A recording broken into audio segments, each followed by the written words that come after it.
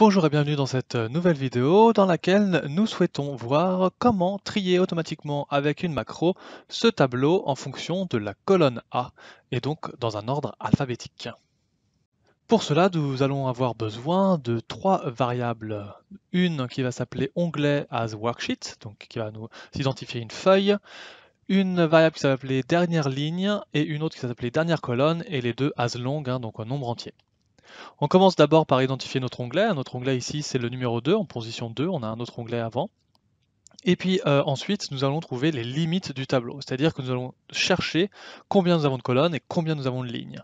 Alors pour trouver cela, j'ai déjà une vidéo à ce sujet, mais ici rapidement on peut voir onglet.cells rows.count, donc compter le nombre de lignes dans la colonne numéro 1, .end, xlup.row, c'est-à-dire qu'on remonte du bas théorique de la feuille Excel jusqu'en haut pour trouver la première ligne occupée. Pareil pour la dernière colonne, mais en fonction de la droite jusqu'à la gauche.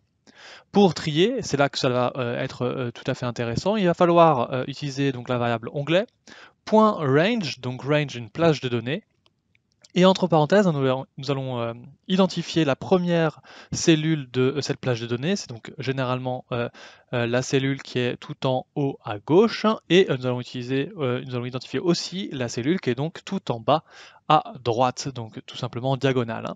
Et donc on a onglet.cells 1,1, c'est donc la cellule A1, jusqu'à onglet.cells last row, pardon, ici d'ailleurs c'est pas last row, c'est dernière ligne et dernière colonne.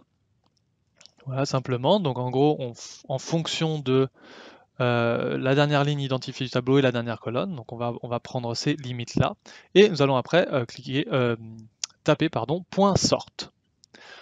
Et très très important, nous allons mettre ici après key 1, donc clé numéro 1, deux points égales, onglet.range, et entre parenthèses et entre guillemets A1.